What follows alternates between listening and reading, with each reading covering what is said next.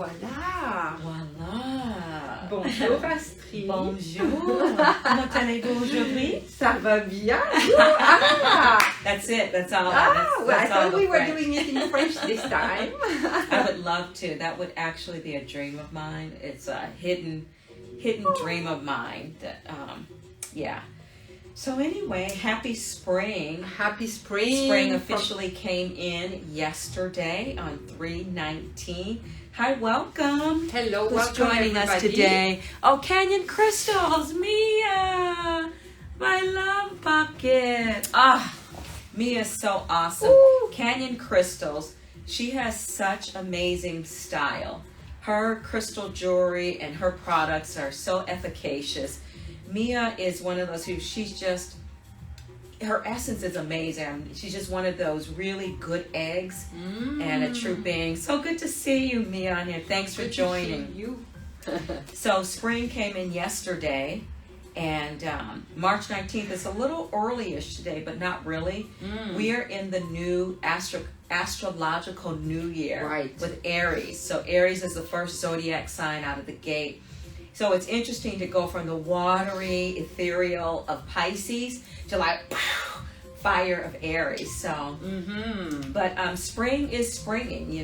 Things are starting to blossom. So exactly, we feel the spring cleaning and cleansing and all these good things. So thank you for being with us on this first day of spring. Yes, and the equinox. How did you feel yesterday? Did you have any kind of No, actually it was good. impact? I think I felt more the shift and things few days before. Yesterday was a good spring cleaning of my house, of few things. I like that day kind of make it give things away or take away. I need to give away some books and things, so it's I make it happen this way. Make some space for the new to come in. Yes. And I do feel we still have March. We still have the rest of March for us to unbundle things, because it's like we go from 0 to 1,000, because Aries is going to push us. And it's kind of appropriate how we came up with this title, Rising Above. I like that. Like that was our title day, Rising Above. And it's like, rising above what? And I think we both had different perspectives on it. So for me, it was very kind of simpatico a little bit. Yes, at the end. Yeah. So what? Why? I guess the question is, why did we even think that something needed to be risen above? That's it. Why did we even come up with this topic? And I think because there is so much low frequency energy happening on the earth, and what's happening in the world. I mean, even if you don't watch the news, it's hard. You're hard pressed. And if you're an empath and you have sensitivity, whether you are aware of it or not, it's going to impact you. So rising above, it's layered. It's multi-layered. Right. And one of the things that came to me for it was rising above my mental noise. And it is why meditation is a prescription. It's like a drug. And the doctor says, I have to take my meditation drug every day. Who's joined? I see. Oh, strong body, strong Nice. soul. Hey, Maria. Oh my gosh, it's been a long, long time. How you Hello doing? to my followers right here. I don't have my glasses on, so thank you for being here. Yeah.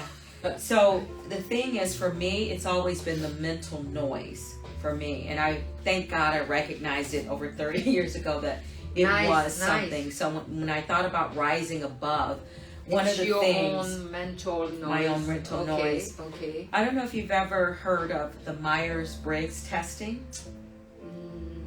Myers-Briggs testing. So it's a personality test. It's typically used in work environments and teams and groups.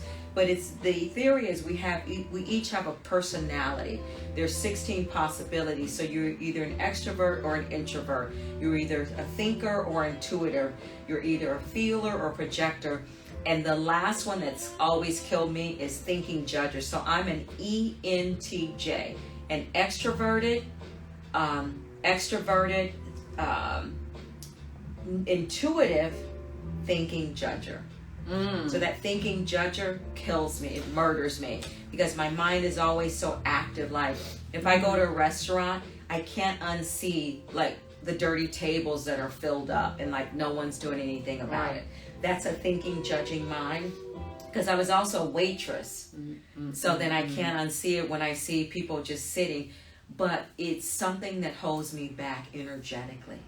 So rising above is that own mental noise and thinking, and it's good. I think it's a nice title for yourself. Yes. And like we say, like for a mantra, like you took it as a mantra. I took it as a mantra. It helped me so much this last week. You were affecting with your own mental noise. I'm affected by the world, and sadly the wars, and the humanity, and where are we at. So it was always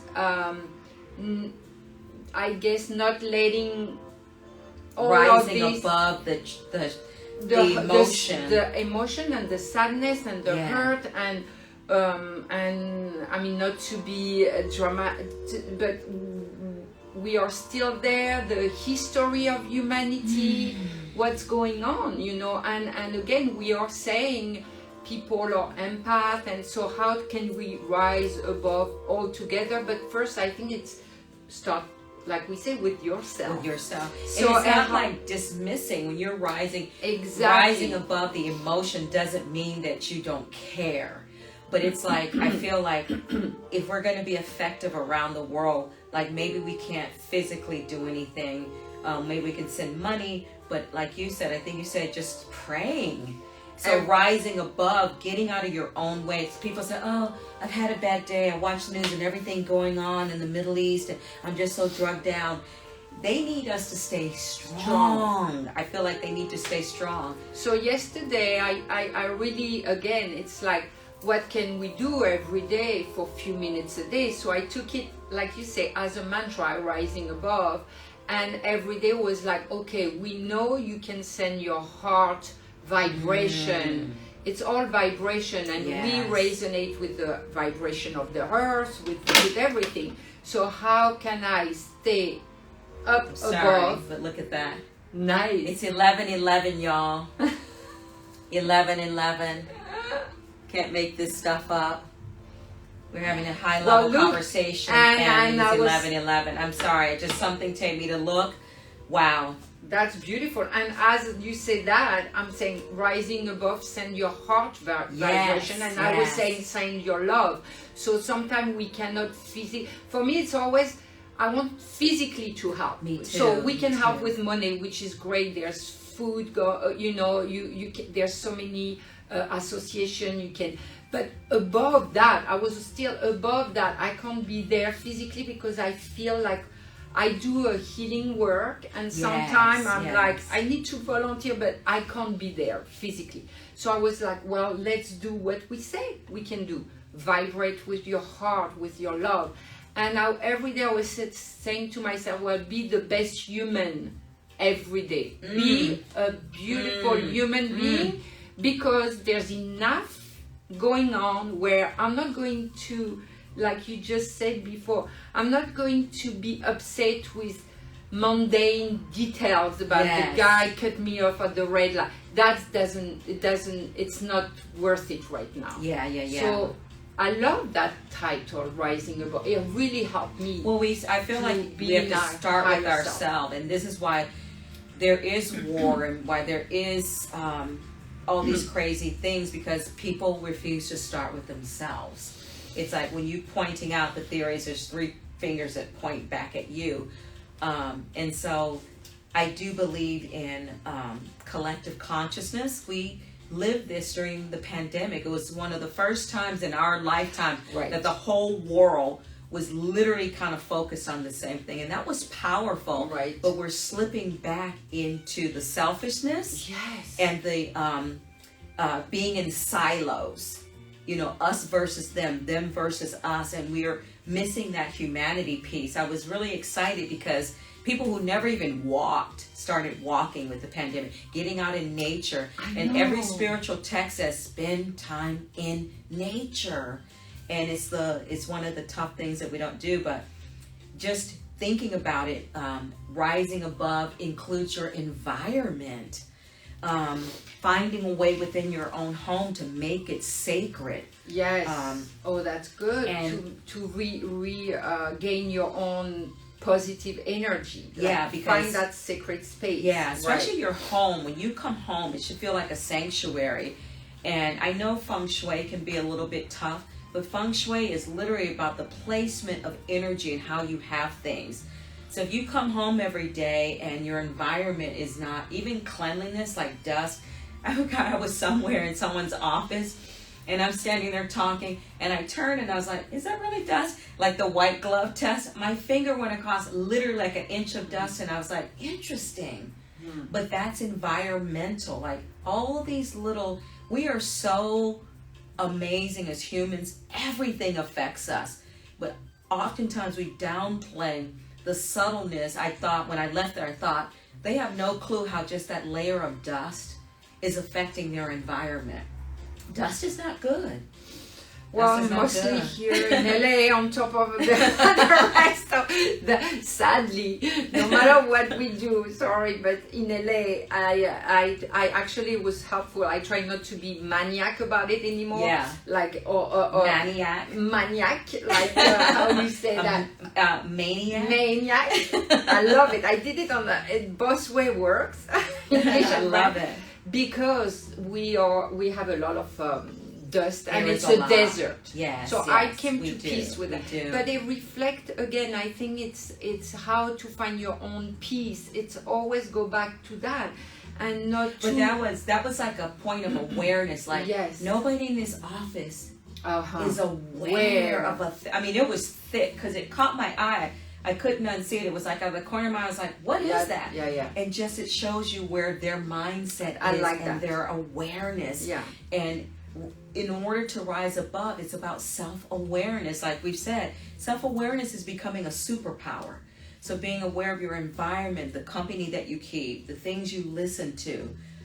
Feeling, I think that's what we have. And you realize that, and it's okay, you work on it. Yes. I always admire people who work somewhere and they're so much mental or in their bubble they don't see. Me, oblivious. Oblivious, that's the word. But like what you just said, like there it's was a blissful state. Yes, it's a state. Once you open up this more awareness, it's beautiful. Like it's you're connected to it's everything. Beautiful, but there's a cost. So it's a push-pull because the more aware you become, the more you see. And then if you're an empath, it can drag you down. But again, when I was thinking about rising above, I know I need to rise above some of the mental noise that I put on myself. But that was just the law of allowance. That's what came to my mind. Beautiful. Just accept everything. Someone cut you off. It's like, oh well. I put in the GPS, it's going to take an extra 40 minutes and I plan. That's the life. Instead of getting so charged over it, I find myself being charged. And then I do my meditation, I'm zen again, but then I allow external things to keep dragging me down. You know, I have we're both glass half full people anyway. So I rise every day. I rise above every day. I get up hopeful, excited, wanting the best for myself and others. And but I think it takes work to be conscious. So that's why a lot of people opt out.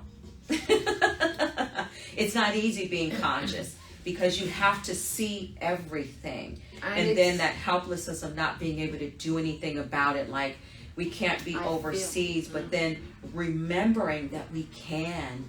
And thank you for reminding me that, like, I do pray, but like literally just sitting and sending energy is more effective than we think. Our little imprint. And to see, I like that word you're using, to see, to be aware.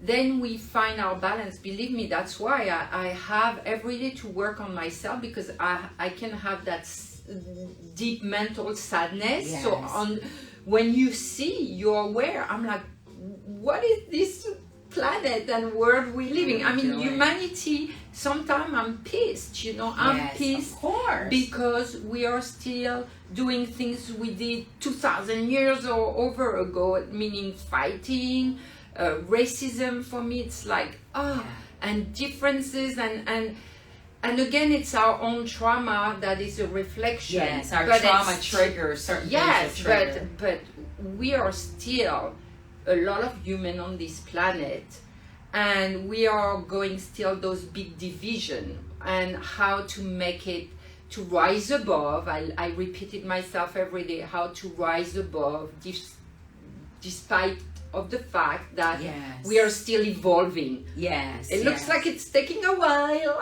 Yes. Well, it's and we are evolving with ourselves, like you just said. So work on yourself. So it's good to remind that there. It's that classic saying, be the change. Be the change you want to see in the world. Yes. People are saying, oh, they ought to do this. And I'm guilty. I'm guilty as heck of the government should do this. The government should do that. But there's so much more the government could do. But before we get to the government, then it's like reversing it back. But am I doing my part? Before I point out, am I doing what I absolutely positively can? And it's tough. It's getting tougher and tougher these days. There's still so much suffering. Buddha talked about this. He talked about suffering, the suffering of man. So in a way, what's happening is nothing new, unfortunately. In the book of Genesis, the first book in the Bible, famine, war, Cain and Abel, he killed his own brother, divorce, prostitution, everything is in Genesis. In the first book of the Bible. I mean, I know the Bible isn't a full authority, but since it's something that governs Christianity and religion, it's one of the religious tools, it's right there, and that was millions of years ago. So exactly. But our technology is helping us. We live in a very high time where we're getting the data about health and wellness. We've learned so much, where people back in the day just had to survive. They were at the bottom spectrum of the Maslow hierarchies of needs. Our ancestors, they couldn't be conscious.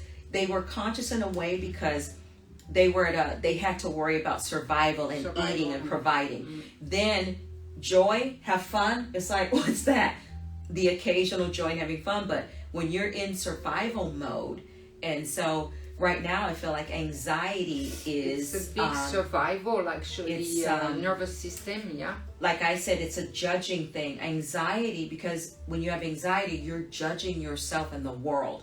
It's like, oh, I gotta go talk to these people. That brings me anxiety. So it's a judging thing. Like we try to put it in a different category. There is trauma that can cause anxiety, but anxiety is at an all-time high these days. And again, that's why I think this energy medicine talk is always a reminder. Look, I use those topics to work on myself, to use that word as a mantra or a prayer or whatever you want to call it, and try to be a better human being. Yes. Every day. That's the only way we can go above all of that, and mostly not blame the others. It's like we all do the same. Me too. I have a part where it's there for, and I'm like, okay, so what can I do? It doesn't work. Well, I think too. Be from your heart. I think for you and I too, it's literally, we are doing our part, because as a healer, doing healing work, you have to keep yourself clear. And it's when you work on somebody, you have to bring openness and purity, clarity to extent, or leave yourself the watcher. Like, I was working on someone on Sunday, and it was like, I am just a conduit.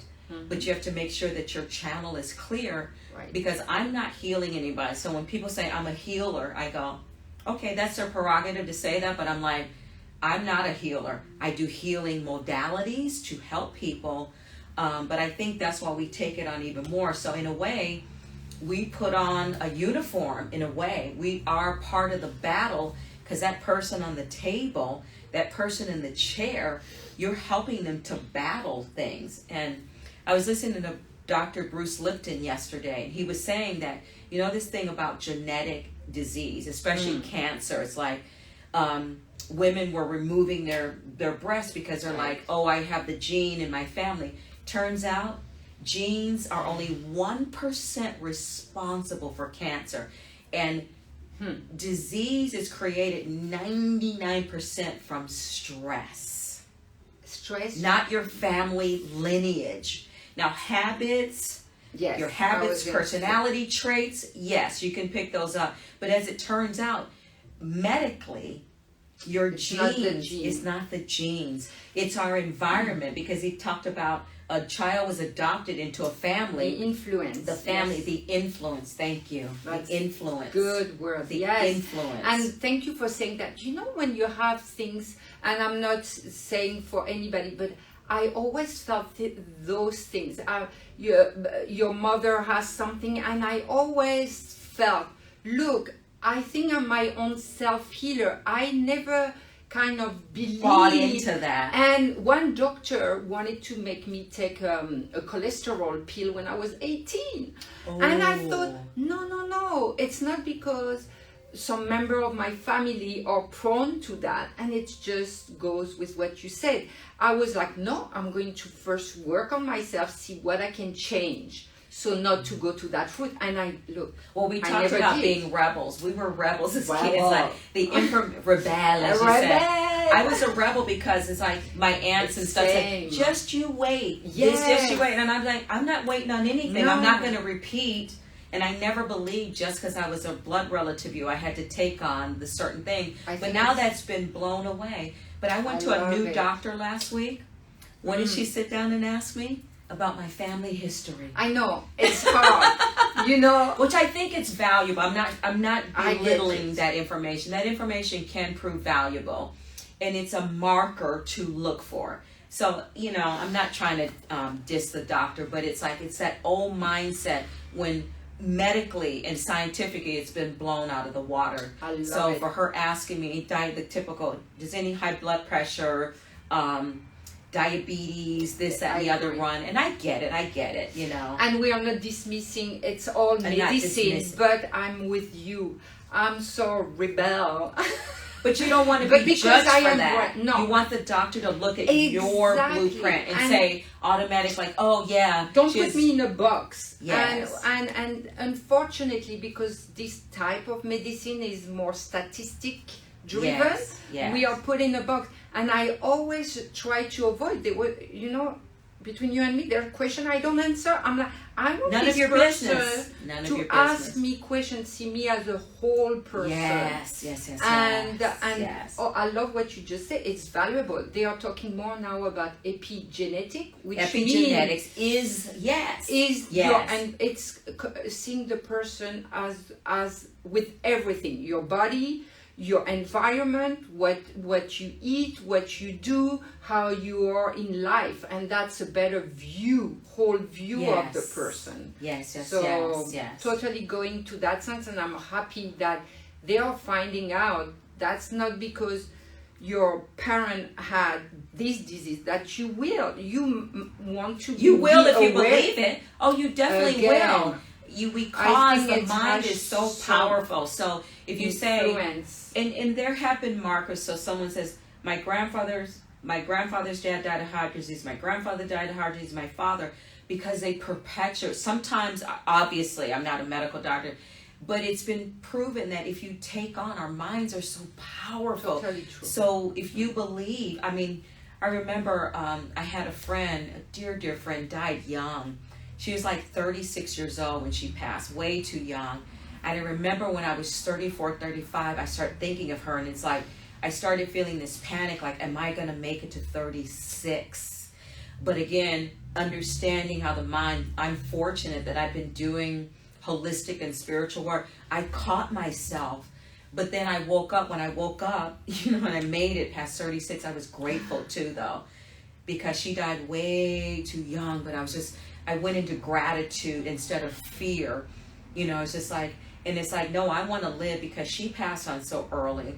I'm going to be here. I decided I'm going to be here, but I could have dissolved and created something that didn't, you know, we're complex. We are complex, and the influence of all of this is affecting us, and it's okay. I mean, we do our balance. It's to find the balance. I love what you said. They did research in people about to die, and if you tell them or not tell them, I mean, it's a complex moment. Yeah. But someone was medically supposed to pass, they didn't tell, and he lived longer. But the one they said, tomorrow you die, the person that believed it died. Yes. And, well, and okay, it's a tricky, but I really do believe that epigenetic. It's so true. Well, when you talked about love, sending love, Dr. Dean Ornish's work, he's a heart surgeon, and he said people would come in with small,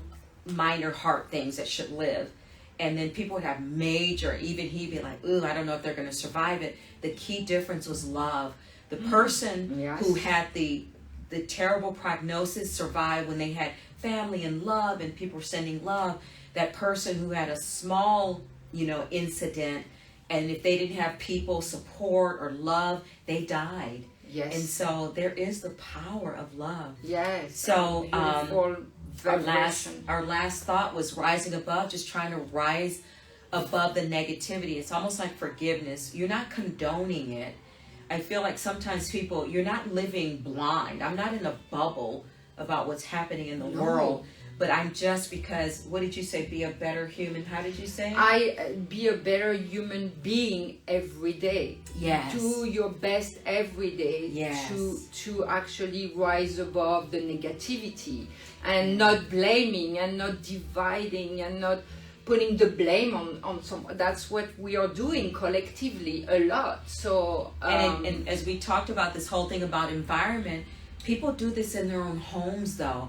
They're upset about what's going on in the Middle East, but then they speak to their kids, their partners, like jerks. Exactly. You know, they needle them, they're judging, they're putting them down, they want things a certain way, but then it's like, oh, love, peace for the world. So it has to start with in your inner home and in your home. If you don't have peace in your home, how can you then point a finger out?